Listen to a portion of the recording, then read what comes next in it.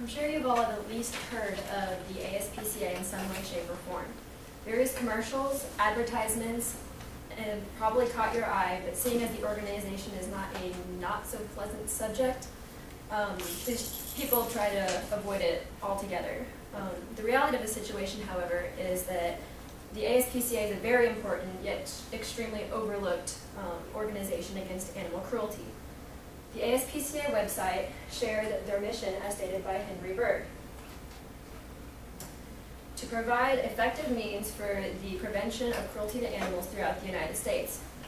After extensive research, a vast interest in the topic, and a life's worth of Animal Planet's Animal Cop shows under my belt, I have a pretty good idea of the history of the ASPCA, what they do, and some campaigns they have organized or taken part of.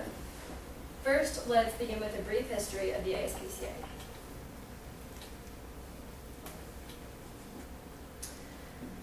All right. The ASPCA website revealed that the American Society for the Prevention of Cruelty to Animals was founded in 1866 by a special act of the New York legislature. The founder was the aforementioned Henry Berg, who wanted to create the first animal welfare organization in North America to serve as the nation's leading voice for the animals. The ASPCA is privately funded, not-for-profit organization with 1 million supporters across the country.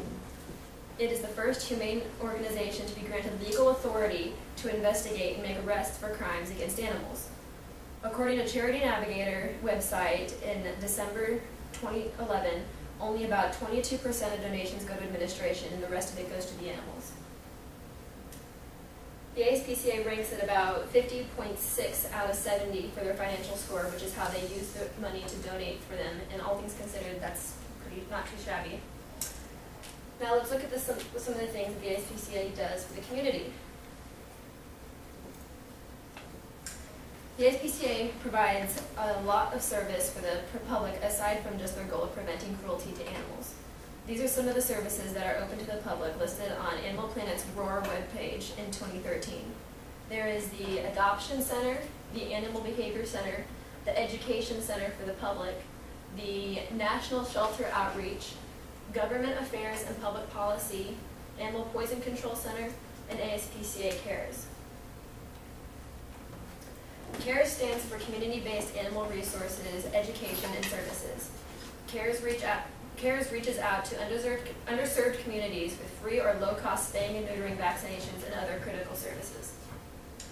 Last, I'll discuss some of the campaigns and governmental affairs the ASPCA has been involved in.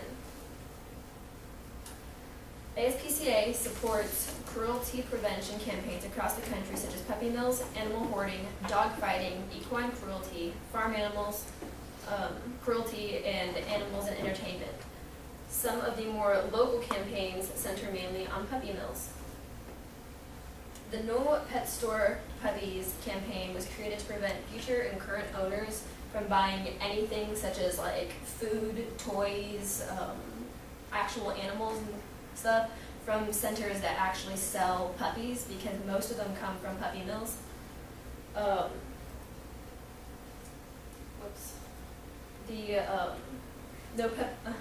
The No Pet Store Puppies page on the ASPCA website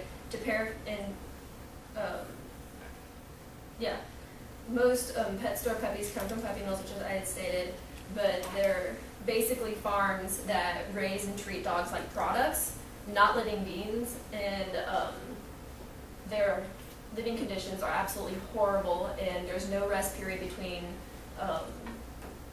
heating seasons, and pretty much if the dog breed gets too old to have puppies, then they are either starved to death or shot or some horrible thing like that.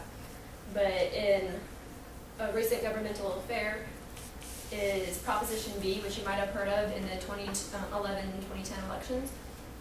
And to paraphrase Judy Pyle in November 2010, the treasurer of the Humane Society of America, this law amends the law to require large-scale dog breeders to provide each dog with sufficient food, clean water, housing, space, necessary veterinary care, regular exercise, and rest between breeding cycles. It also prohibits any breeder from having more than 50 breeding dogs and creates a misdemeanor crime of puppy mill cruelty for any violations. Shortly after Proposition B was passed, Susan Redden, a writer for the Joplin Globe in October of 2010, revealed that the measure does have opposition from Missouri Farm Bureau and other groups whose spokesmen say it is unnecessary and will put reputable, already licensed breeders out of business. The ASPCA website stated that in 2010, an agreement was passed by Governor Jay Nixon that basically nullified Proposition B. So the fight to end animal abuse in puppy mills is still holding strong, but the ASPCA is fighting hard to finally win the battle.